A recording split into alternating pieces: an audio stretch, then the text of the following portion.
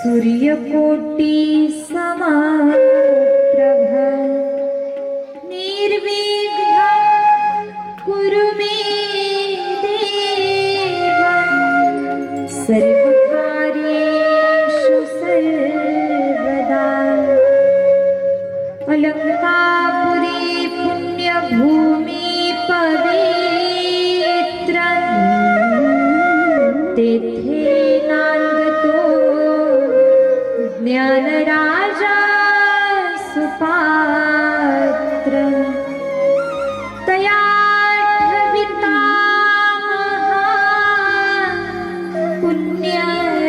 पुण्यराशी नमस्कार माझा श्री सद्गुरु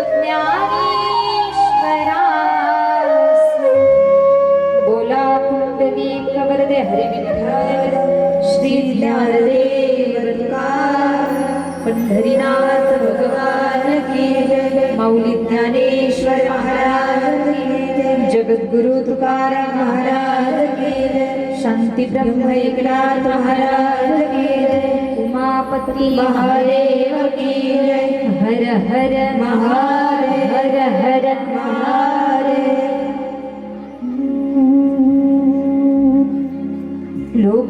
लोकाभिरामं रणरङ्गधीरं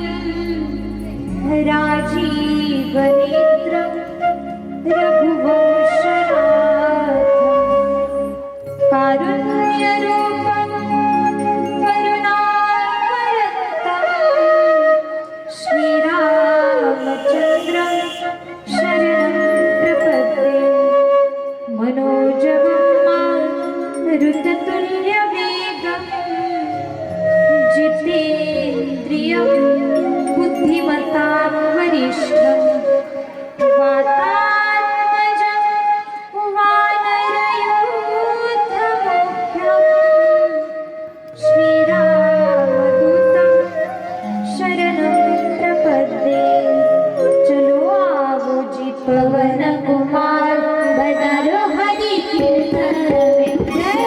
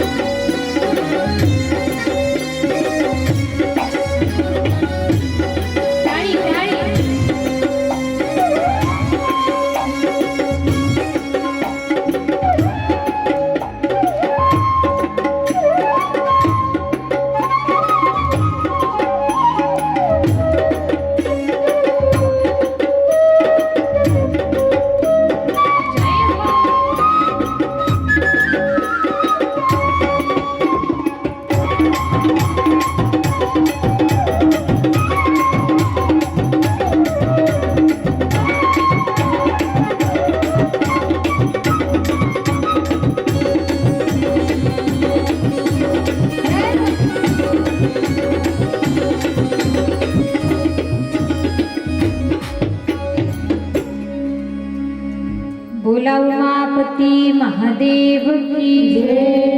हर हर महादेव, हर हर महादेव। परम मंगलमय जीवाचा परम कल्याण करणारी, प्रत्येक साधकाला, प्रत्येक भक्ताला, प्रत्येक उपासकाला आपल्या भक्ती सुखामध्ये नाव घालणारी ही परम पवित्र कथा। आणि आज आपल्या कथेचा कितवा दिवस माता वर्ग? तिसरा दिवस। आणि हे तिसऱ्या दिवसातील सकाळचं पहिलं सत्र पहा। प्रथमतः तुम्हा सर्वांचं या ठिकाणी अंतःकरणपूर्वक स्वागत आहे। सर्वांच्या चरणी वंदन आहे। भगवान भोलेनाथांच्या चरणी प्रणिपात आहे। गुरुवर्यांच्या चरणी वंदन, जन्मदात्या आई वडिलांच्या चरणी वंदन। आणि लगेच आपण कथाभाग श्रवण करणार आहोत। भगवान भोले बाबांचं हे चरित्र आम्ही श्रवण करतोय, ऐकतोय। या चरित्राचा उच्चार करत असताना आम्ही नवनवीन कथाभाग जाणून घेण्याचा या ठिकाणी प्रयत्न करत आहोत। आणि काल रात्रीच्या सत्रामध्ये अगदी आपण प्रसंग मांडत होतो, नवे नवे कथाभाग चालू होता की नारदांना अहंकार झाला। काय लक्षात आहे ना सर्वांच्या? ताट बसावर एकदा। नारदांना अहंकार झाला, शिवजींकडे गेले, सांगितलं प्रभू मी कामदेवावरती विजय मिळवलाय, मी श्रेष्ठ आहे, मी महान आहे। स्वतःची स्तुती करू लागले। आणि स्वतःची स्तुती स्वतःच्या मुखानं करायची, बोला ना, स्वतःची स्तुती स्वतः करायची नसते, स्तुती ही इतरांकडनं घडली पाहिजे। नारदजी स्वतःच्या तोंडानं स्वतःचं गुणगान गातायत। शिवजींच्या लक्षात आलं नारदांना अहंकार झाला। ब्रह्मदेवांकडे गेले, ब्रह्मदेवांसमोर जाऊनही तोच प्रकार घडला, स्वतःचं गुणगान गाऊ लागले। दोघांनीही सांगावं तुम्ही विष्णूंकडे जाऊन असं बोलू नका।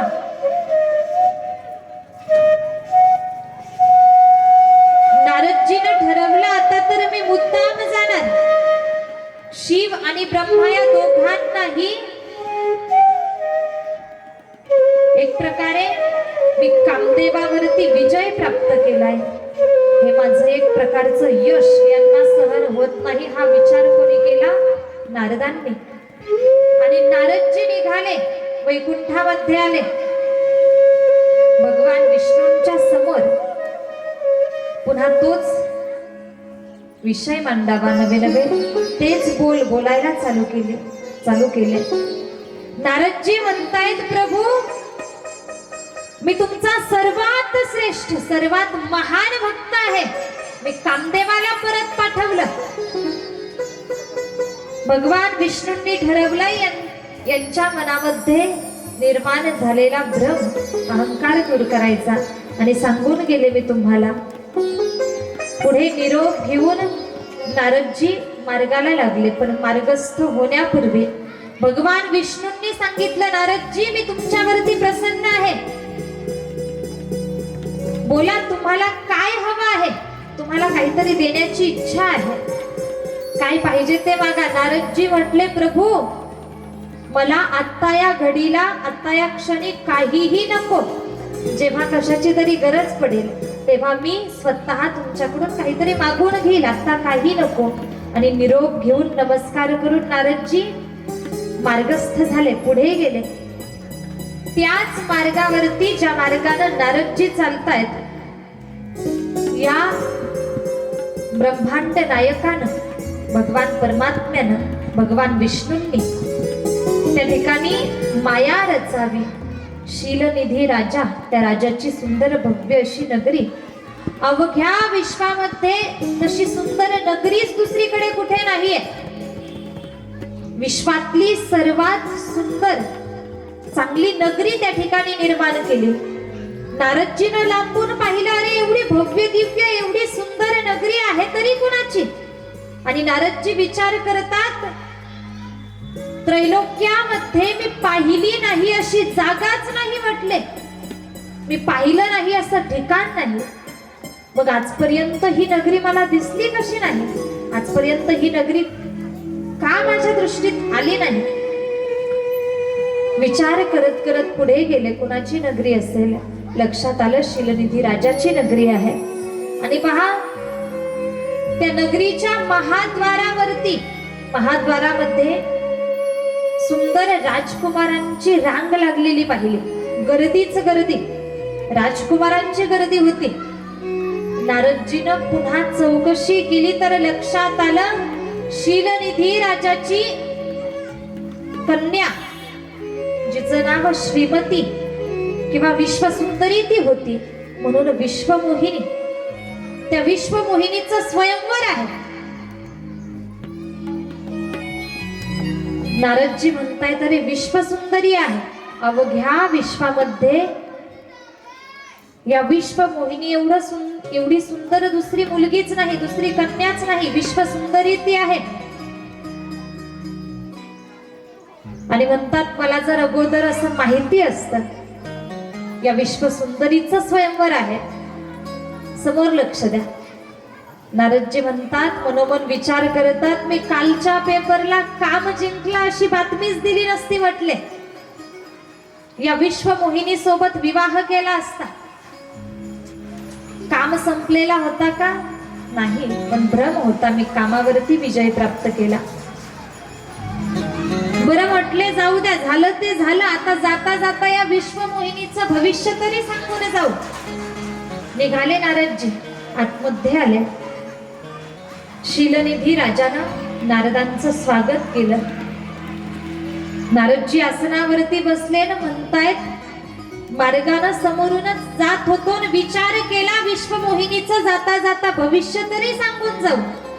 नारदजी भविष्य सांगतात. पार्वती मातेचं भविष्य सुद्धा नारदजीनं सांगितलेलं, सती मातेचं भविष्य सुद्धा नारदजीनं सांगितलं. अगदी या विश्वमोहिनीचं भविष्य सांगायचं म्हणून या ठिकाणीही आले. त्या शीलनिधी राजाला फार आनंद झाला, अरे माझ्या मुलीचं भविष्य मला ऐकायला मिळणार. आनंदित आहे राजा. विश्वमोहिनीला बोलावलं गेलं आणि मायबाप पहा, विश्वमोहिनी, मी तुम्हाला मागच्या वर्षी सुद्धा ही कथा अगदी खोलवर विस्तारपूर्वक जाऊन सांगितलेली आहे, तुमच्या लक्षात येईल. विश्वमोहिनी म्हणजेच दुसरं किंवा इतर कोणी नाही तर साक्षात भगवान परमात्मा होते. साक्षात भगवान परमात्म्याचं ते मोहिनी रूप होतं.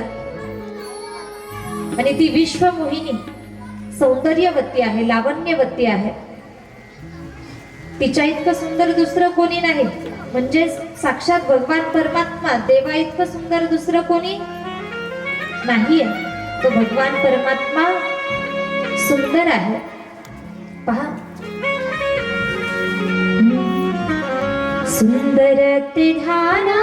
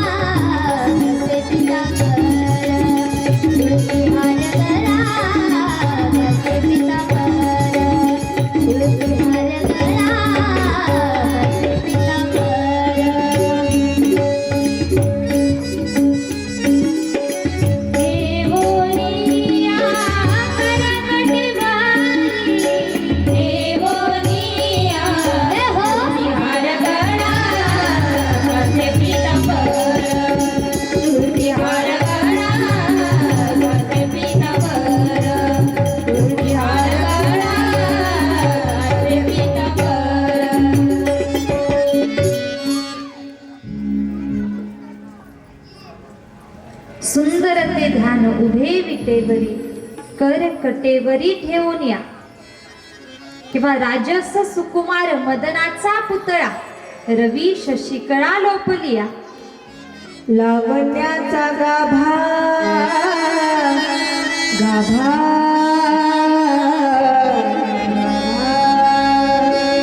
लावण्याचा गाभा त्रैलोक्याची शोभा विटेवरी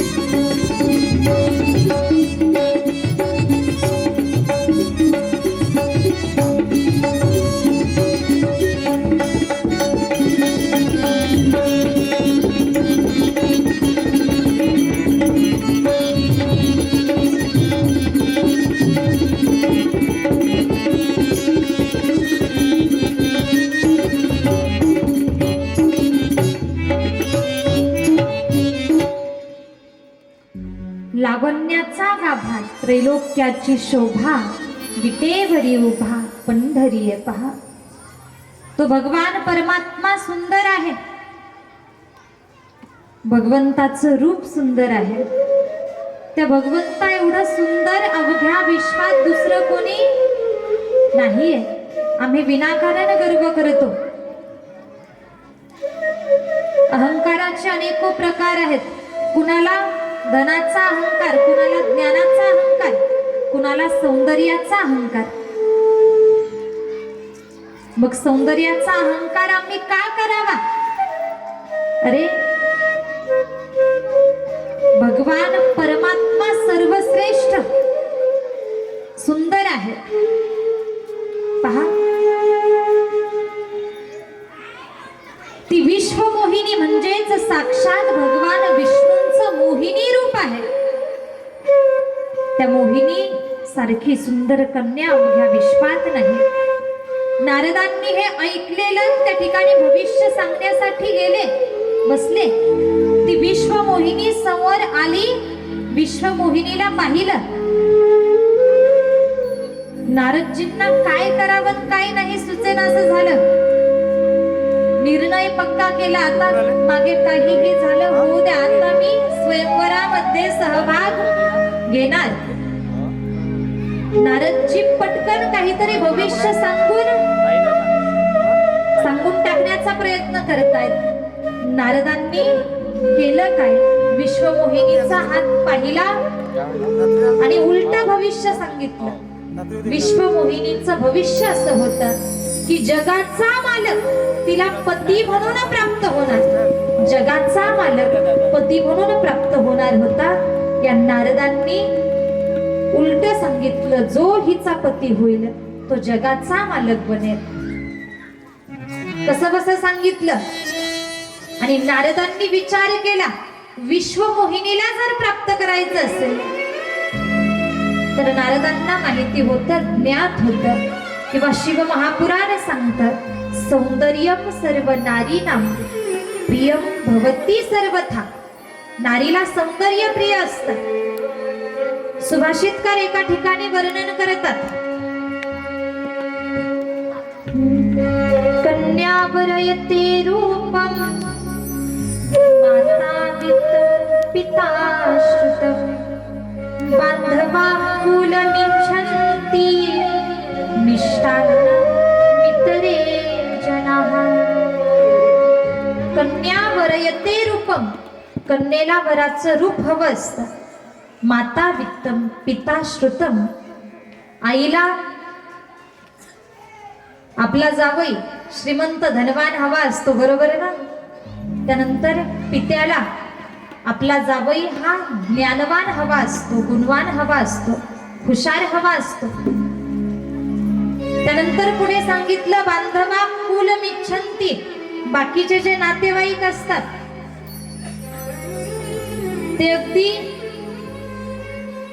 त्या प्रसंगी कुळ जुळतं की नाही हे पाहतात. त्यानंतर मिष्टान्न मितरे जनाः, आणि बाकीचे जे जन लोक असतात ते फक्त त्यांना काय अपेक्षित असतं, भोजन अपेक्षित असतं. यातला पहिला मुद्दा, पहिला तुकडा, कन्यावरयते रूपम, कन्येला वराचं रूप हवं असतं हे नारदांना माहिती होतं. आणि नारदांनी लगेच आता भगवंताकडे सुंदर रूपाची मागणी करायची हा विचार केला. पण नारदांना तेवढा धीर दमही नव्हता, राहावलंही नाही. तिथून वैकुंठापर्यंत नारदजी गेले नाहीत. त्याच ठिकाणी थोडस बाजूला जाऊन भगवान विष्णूंचं ध्यान लावलं. भगवान विष्णूंचं ध्यान लावलं, प्रार्थना केली, भगवान विष्णू प्रगट झाले. नारदजी का प्रार्थना केली आहे, बोला, काय हवं आहे तुम्हाला, काय पाहिजे तुम्हाला. नारदजी म्हटले, प्रभू सगळं काही सांगितलं, मला विश्वमोहिनीला प्राप्त करायचंय आणि त्यासाठी मला सुंदर रूपाची गरज लागणार आहे. सुंदर रूप मला पाहिजे. प्रभू ऐका ना, मला तुमच्यासारखं सुंदर बनवा, तुमच्यासारखं सुंदर रूप द्या. भगवान परमात्मा सांगतात, नारदजी माझे अनेको रूप आहेत. वेळोवेळा अनेको प्रसंगी मी वेगवेगळ्या रूपात अवतीर्ण होतो. माझं एक रूप नाहीये, माझी असंख्य अनेको रूप आहेत. देवाचं एक रूप आहे का, बोला. तो भगवान परमात्मा निर्गुण निराकार आहे, त्याचं एक रूप नाहीये, अनेको रूपात वारंवार तो प्रगट होतो.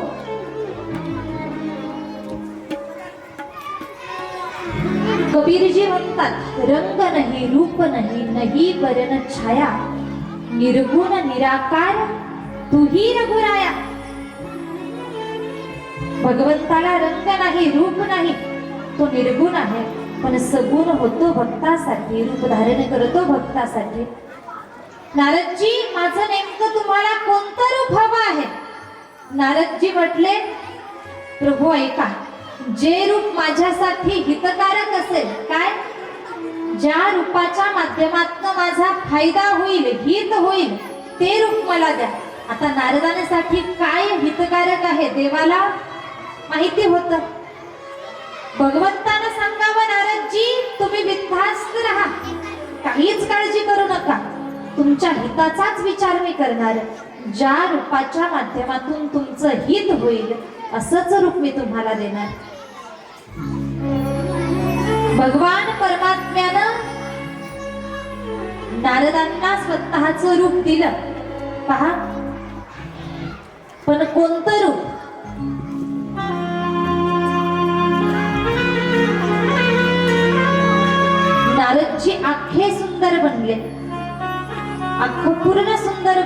नारदांचा देह सुंदर, पण नारदजी तोंडातच बंदर झाले.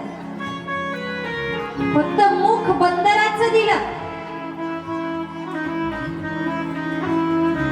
बंदराचं मुख आहे आणि बाकीचा देह अगदी सुंदर चांगला देह मिळाला.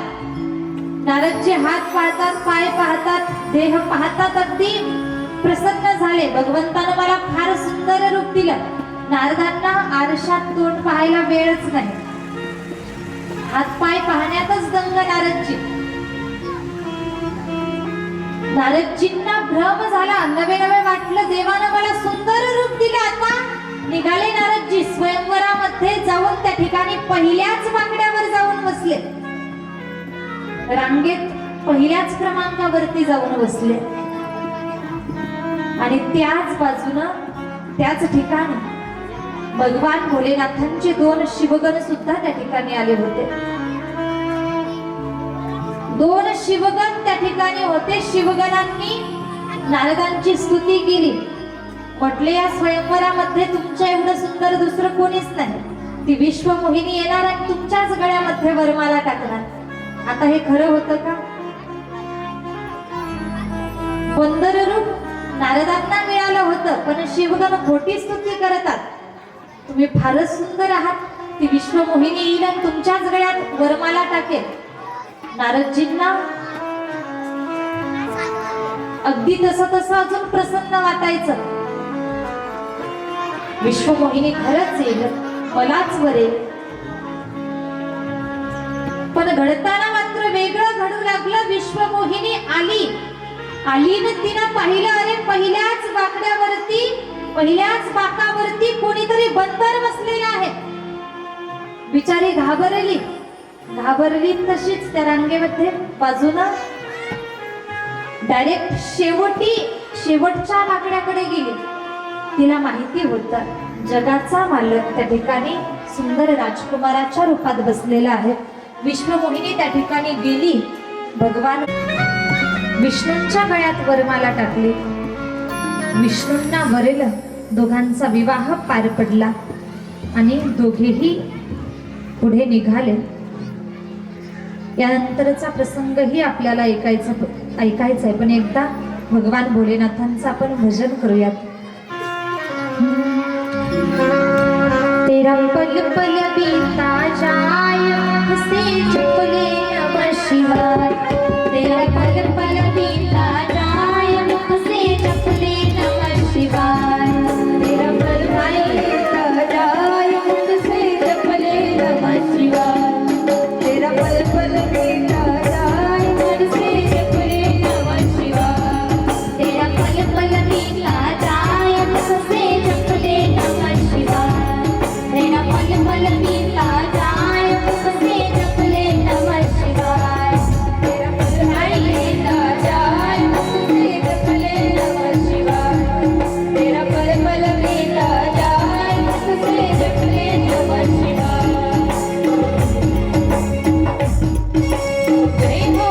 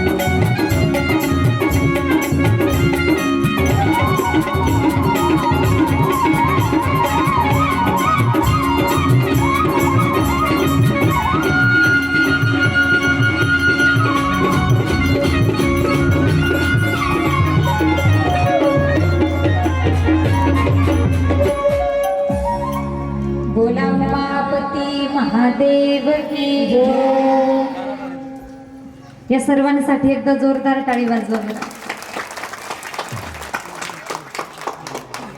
हर हर हर हर महादेव. पहा नारदजी, त्यांना बंदराचं तोंड मिळालं. हे सुंदर, पण तोंडातच बंदर. विश्वमोहिनी आली तशीच मागे गेली. भगवान विष्णूंसोबत विश्वमोहिनीचा विवाह झाला आणि दोघेही पुढे जातायत. नारदजी अगदी निराश झाले, उदास झाले. शिवगणांना आता बोल लावू लागले. तुम्ही बोलत होता, म्हणत होतात विश्वमोहिनी येईल आणि तुमच्याच गळ्यात वरमाला टाकेल. खोटी स्तुती करत होता का माझी? शिवगण म्हटले आम्हाला बोलूच नका. तुम्ही आरशात तुमचं तोंड पाहिलंय का म्हटले? आम्हाला का दोष देता, आम्हाला का बोलता? अगोदर आरशात तोंड बघा आणि मग आम्हाला बोला. नारदजी आरशामध्ये आपलं तोंड पाहतात तर रे माझं तोंड बंदराचं आहे, वानराचं आहे. मी सुंदर, दिसायला सुंदर, खाली देह सुंदर आहे, पण मुख मात्र एक प्रकारे विद्रूप आहे, बंदराचं आहे. देवानं माझ्यासोबत कपट केलं म्हटले. रागात होते नारदजी आणि बाहेर आले. महाद्वाराच्या बाहेर आले तर समोर एक भव्य रथ दिसला. बरं थोडस पुढे जाऊन पाहिलं तर त्या रथामध्ये विश्वमोहिनी बसलेली होती. विश्वमोहिनीच्या एका बाजूला साक्षात भगवान विष्णू बसलेले पाहिले.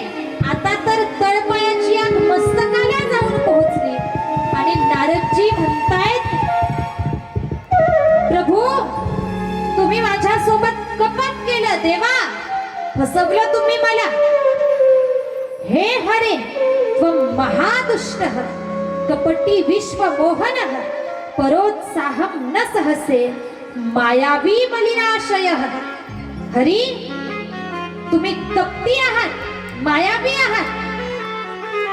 माझ्यासोबत खोटेपणा केला, भक्ताला फसवलं तुम्ही. मी सुंदर रूप मागितलं, तुम्ही मला बंदर रूप दिलं. कपटी आहात म्हटले तुम्ही. जी विश्वमोहिनी मला मिळवायची होती ती विश्वमोहिनी तुम्ही प्राप्त केली.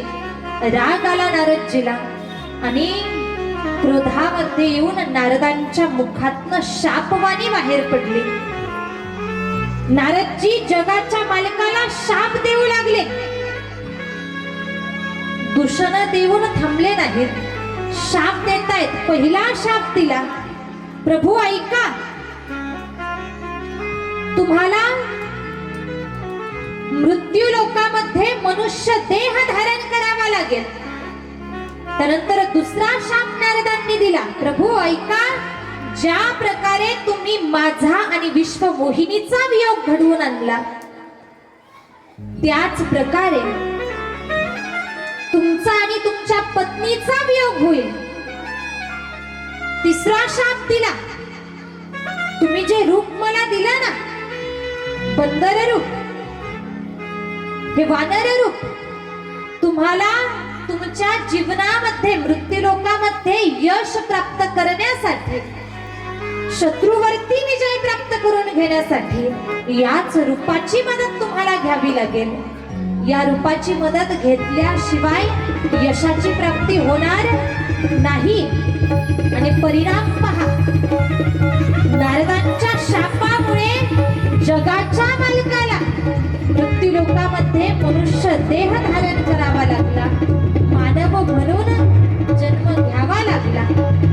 प्रभू रामचंद्रांचा जन्म झाला. त्यानंतर पुढे नारदांच्याच शापामुळे सीतामाई आणि प्रभू रामचंद्र यांचा वियोग घडला. नारदांनी जो शाप दिला, तुमची पत्नी आणि तुमचा वियोग होईल, त्याचाच परिणाम हा. तिसऱ्या शापाचा परिणाम, तुम्हाला वानरांची मदत घेतल्याशिवाय शत्रूवरती विजय प्राप्त करता येणार नाही, म्हणून वानरांची मदत घ्यावी लागली आणि शत्रूवरती म्हणजे रावणावरती विजय प्राप्त झाला. नारदजींचं हे सुंदर वर्णन, हा सुंदर कथाभाग येतो. त्यानंतर पुढे पहा, शाप नारदांच्या मुखातनं ज्या क्षणी बाहेर पडले त्याच क्षणाला या जगाच्या मालकानं आपली माया आवरली. ती विश्वमोहिनी ही अदृश्य झाली, तो रथही अदृश्य झाला, सगळं काही अदृश्य. त्या ठिकाणी फक्त एकमेव भगवान परमात्मा दिसले आणि एका बाजूला नारदजी. नारदांच्या लक्षात आलं, अरे रे रे, माझा अहंकार घालवण्यासाठी माझ्या या भगवंतानं ही लीला रचली होती. भगवान परमात्म्यानं ही माया रचली होती. भगवंताची ही एक माया लीला होती. माझ्या हितासाठी हे सगळं होतं आणि मी खूप मोठी चूक केली.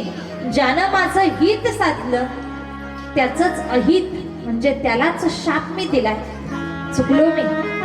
विष्णू म्हणतात, नारदजी असे निराश दुःखी कष्टी होऊच नका. ही सगळी माझी इच्छा आहे, सगळं माझ्या इच्छेनं घडतं, सगळं माझ्या सत्तेनं होतंय म्हटले. हे सगळं घडले ना, ही माझी इच्छा. भगवंताच्या इच्छेनं सर्व होतं. पहा, वृक्षाचं पान सुद्धा त्या देवाच्या इच्छे. तुझी असतेने वेदासी बोला, तुझी असते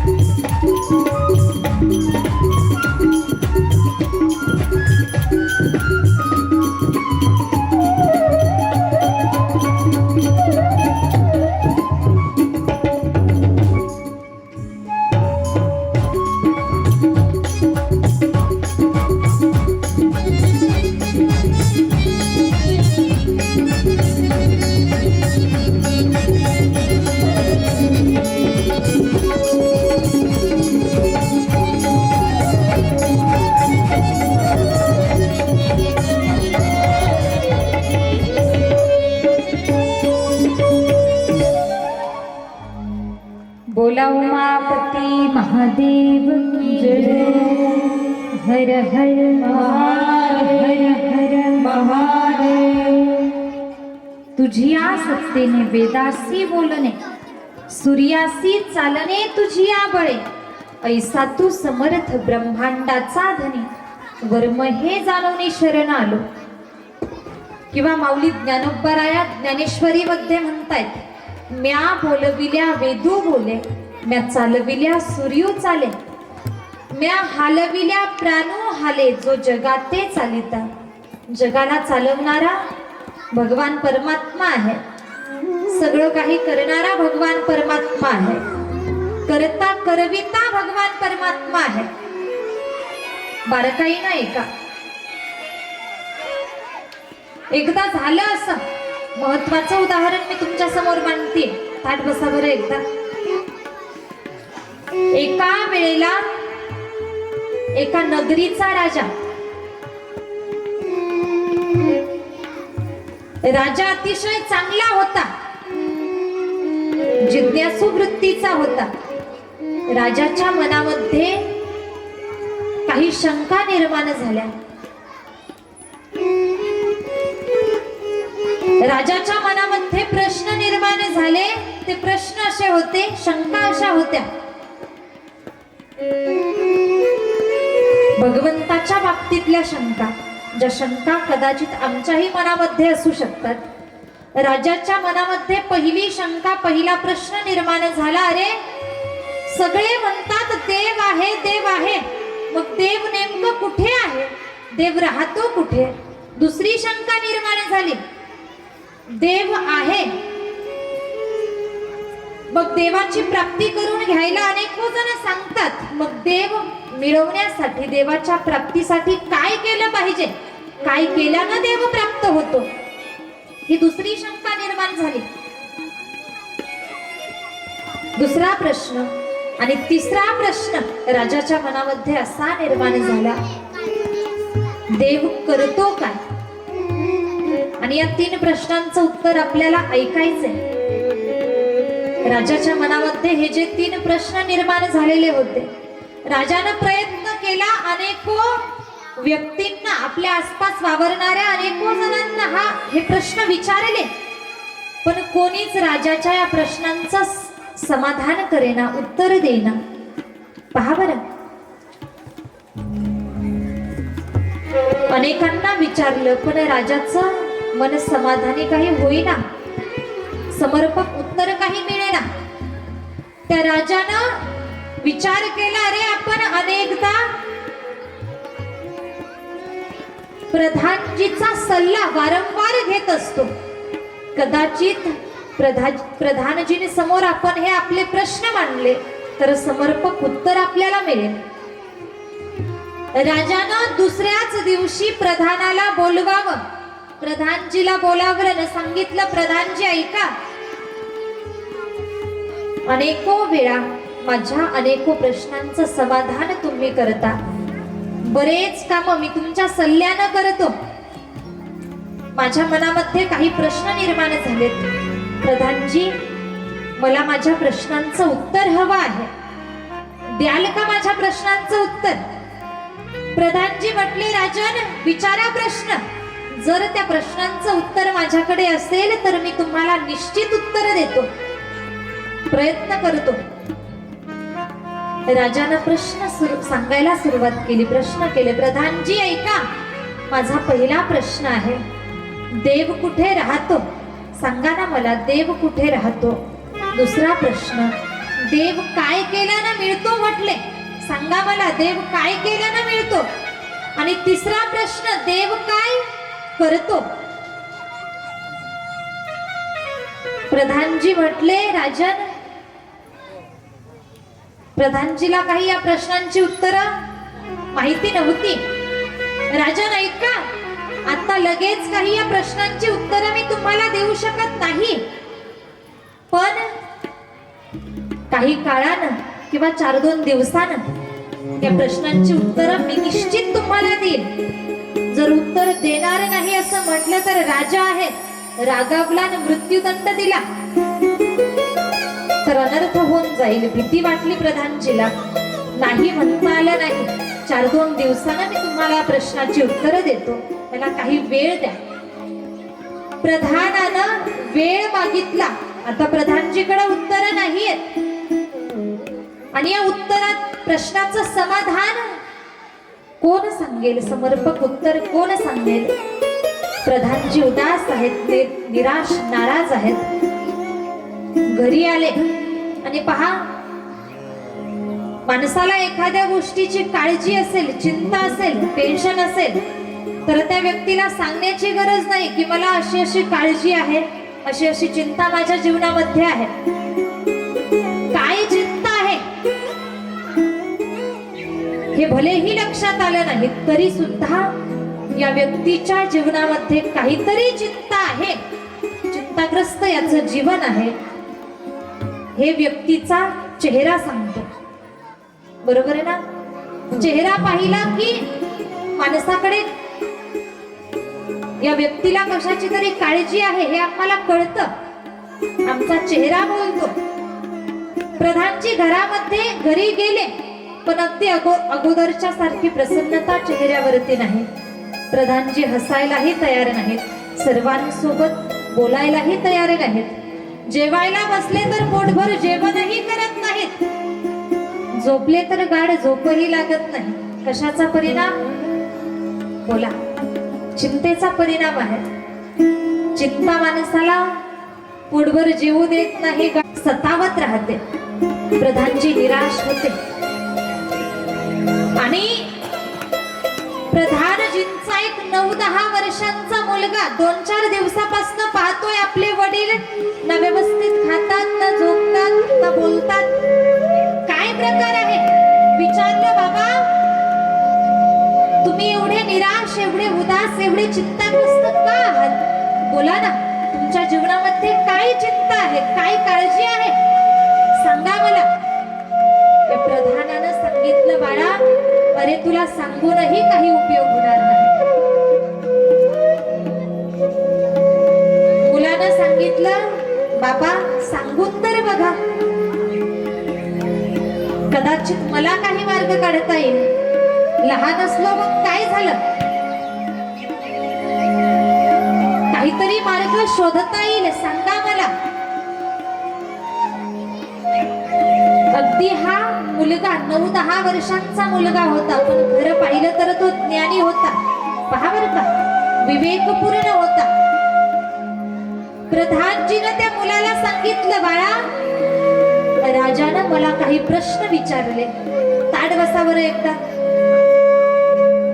हा समोर लक्ष द्या. राजानं मला काही प्रश्न विचारले. पहिला प्रश्न विचारला, देव कुठे राहतो? समोर लेकरांनी समोर लक्ष द्यायचे. देव कुठे राहतो? देव काय केल्यानं मिळतो आणि देव काय करतो? या प्रश्नांची उत्तरं माझ्याकडे नाहीत आणि राजाला जर मी प्रश्नांची उत्तरं दिली नाहीत तर राजा मला मृत्यूदंड देईल याची मला भीती आहे. मुलगा म्हटला, बाबा एवढे सोपे प्रश्न आणि एवढ्या सोप्या प्रश्नांमुळे तुम्ही एवढे चिंताग्रस्त झालात. या प्रश्नांची उत्तरं तर माझ्याकडे आहेत.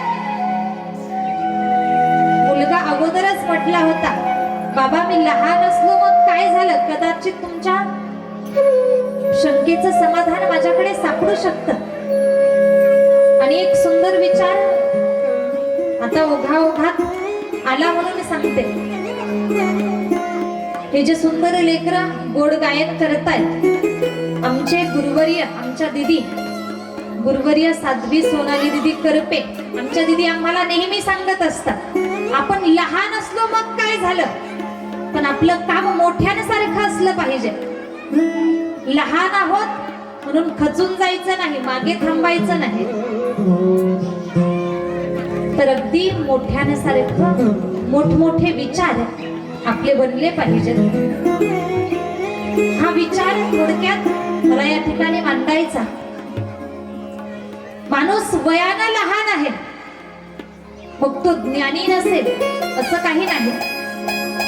कोणी वयानं मोठा असू शकतो पण व्यापक बुद्धी त्याची नसू शकते. तो अज्ञानी असू शकतो, पण काही लहान असले तरी सुद्धा काहींकडे ज्ञान असतं. पूर्व पुण्याईनं पहा, हा छोटा मुलगा होता, 9-10 वर्षांचा मुलगा, पण चातुर्य होतं, चतुर होता, ज्ञानी होता. वडिलांना धीर देऊ लागला, बाबा तुम्ही काळजीच करू नका, या 3ही प्रश्नांची उत्तरं माझ्याकडे आहेत. प्रधानजीने सांगितलं, बाळा या प्रश्नांची उत्तरं तुझ्याकडे आहेत ना, मग सांग मला पटकन, मी उद्या दरबारामध्ये जाऊन राजाला ती उत्तरं सांगतो, तू मला या ठिकाणी सांग. पण पहा बरं हा मुलगा किती चतुर. म्हटला, बाबा असं जमणार नाही, मी इथं तुम्हाला सांगायचं, तुम्ही त्याची कॉपी करायची, तिथे जाऊन सांगायचं, ते काही आपल्याला जमणार. कोण बोलताय? माता वर्ग. तो मुलगा म्हणत होता, ते काही मला जमणार नाही. म्हटला, मीच दरबारात येणार आणि मीच राजाला उत्तर देणार. हे जर तुम्हाला मान्य असेल तर मला घेऊन चला, मीच दरबारात येतो. प्रधानजीनं राजाची आज्ञा घेतली. मुलासहित प्रधानजी दरबारात हजर झाले. राजानं विचारलं, प्रधानजी बोला, माझ्या प्रश्नांची उत्तरे आणली आहेत का तुम्ही? प्रधानजीनं हात जोडले. राजानं, तुमच्या प्रश्नांची उत्तरं मी आणू शकेन, माझ्याकडे नाहीत, पण माझा हा छोटा मुलगा आहे ना, माझं हे लेकरू निश्चित तुमच्या प्रश्नांचं, तुमच्या शंकेचं समाधान करणार. राजानं म्हणावं, प्रधानजी तुम्ही उत्तरं दिली काय आणि तुमच्या मुलानं दिली काय? कोण उत्तरं देतोय त्याच्याशी मला काही घेणं देणं नाही, मला उत्तरं पाहिजेत. बाळा माझा पहिला प्रश्न असा आहे, देव कुठे राहतो? सांग मला, देव कुठे राहतो?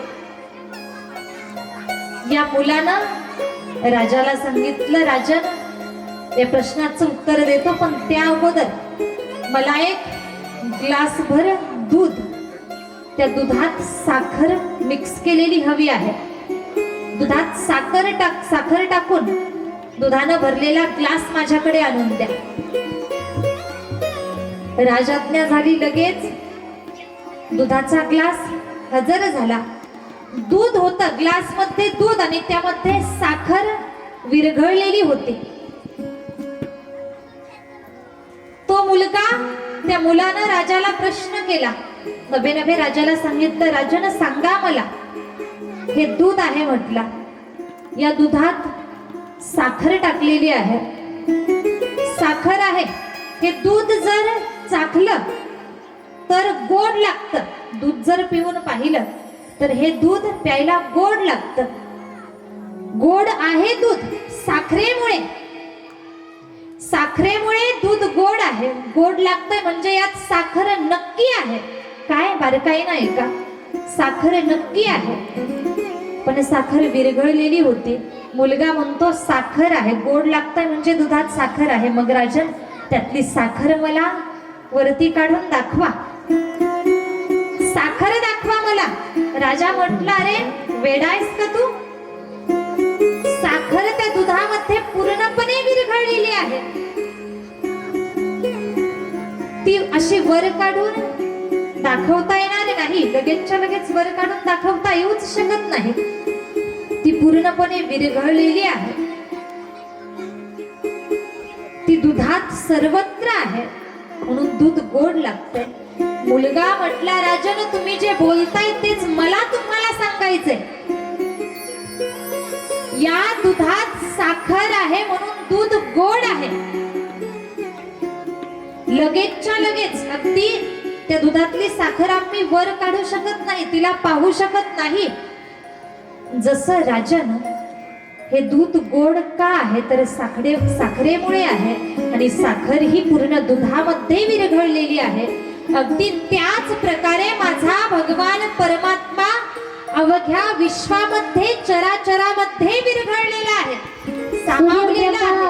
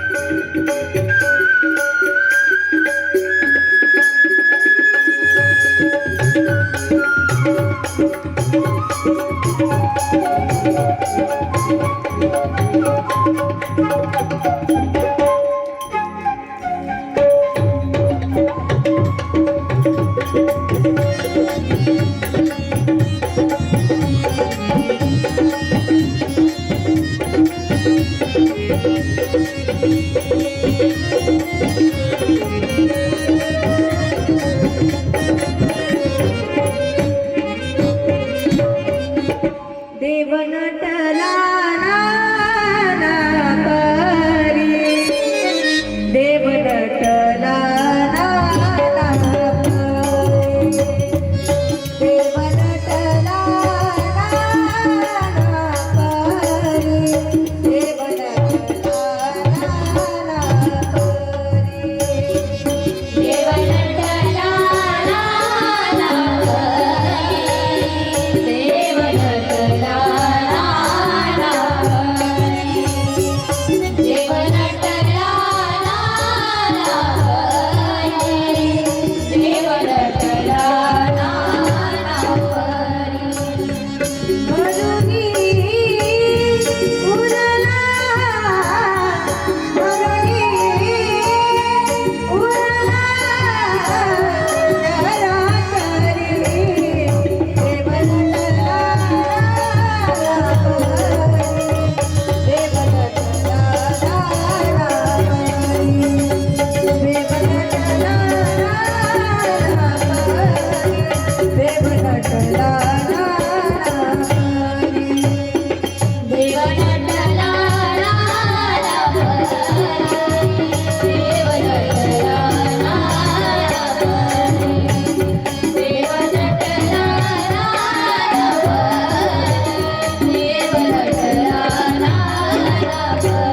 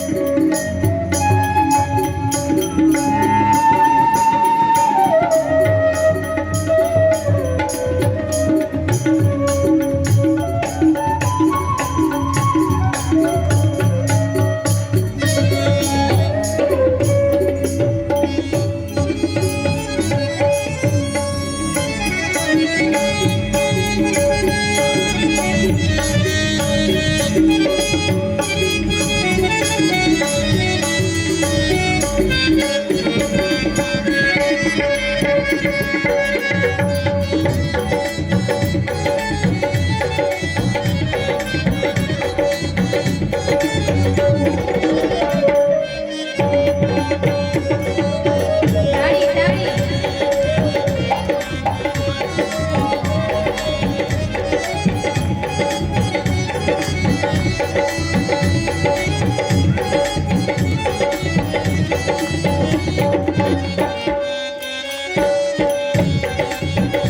जय हो.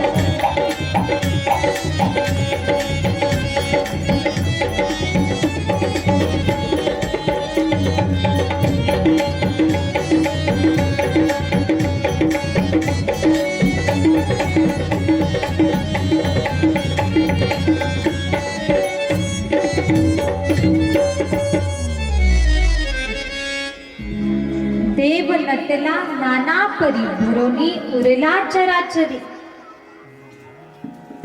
तो मुलगा राजाला सांगू लागला, राजन, जसं दुधात सर्वत्र साखर विरघळलेली आहे, सर्वत्र साखर आहे, तसंच अवघ्या विश्वामध्ये सर्वत्र माझा देव आहे. माझा देव नाही अशी जागाच नाही म्हटला. सगळीकडे भगवान परमात्मा आहे. कळालं तुम्हाला? सर्वत्र देव आहे. राजानं दुसरा प्रश्न केला. बाळा, पहिल्या प्रश्नाचं उत्तर मला समर्पक मिळालं, योग्य मिळालं, माझं समाधान झालं. आता माझा दुसरा प्रश्न असा आहे, देव काय केल्यानं मिळतो? समोर लक्ष द्या. देव काय केल्यानं मिळतो? आता मुलगा पुन्हा म्हटला, राजन, आता मला एका पात्रात दही पाहिजे, मला दही आणून द्या. आज्ञा झाली, लगेच दही हजर झालं. एका पात्रात दही आणलं गेलं. या मुलानं राजाला विचारलं, राजन हे दही आहे आणि दह्यामध्ये लोणी असतं. राजन हे दही आहे, या दह्यात लोणी आहे का सांगा. राजा म्हटला हो, यात लोणी आहे. मग राजन आहे तर दाखवा मला, लगेच दिसत का नाही? दह्यात लोणी आहे मग दिसत का नाही? कळतंय ना तुम्हाला? राजा म्हटला, अरे ते असं कसं दिसणार? त्यासाठी प्रक्रिया करावी लागणार. त्या दह्याचं मंथन म्हणा, घुसळण करावं लागणार. त्यानंतर लोणी बाहेर येणार, मग लोणी दिसणार. दह्यातून लोणी बाहेर काढण्यासाठी किंवा दह्यातलं लोणी पाहण्यासाठी प्रक्रिया करावी लागते. त्याचं घुसळण मंथन करावं लागतं. मंथोनी नवनीता तैसे घे अनंता. अगदी त्याच प्रकारे हा मुलगा म्हणतोय, राजा राजन मलाही हेच सांगायचंय तुम्हाला. जसं दह्यातलं लोणी बाहेर काढण्यासाठी मंथन करावं लागतं, प्रक्रिया करावी लागते, तद्वत या हर हर महादेव नमः शिवाय, ओम नमः शिवाय, हर हर भोले नमः शिवाय, नमः शिवाय, ओम नमः शिवाय, हर हर भोले नमः शिवाय, शिवाय ओम नमः शिवाय, हर हर बोले नमः शिवाय. नमः शिवाय, ओम नमः शिवाय, हर हर भोले नमः शिवाय.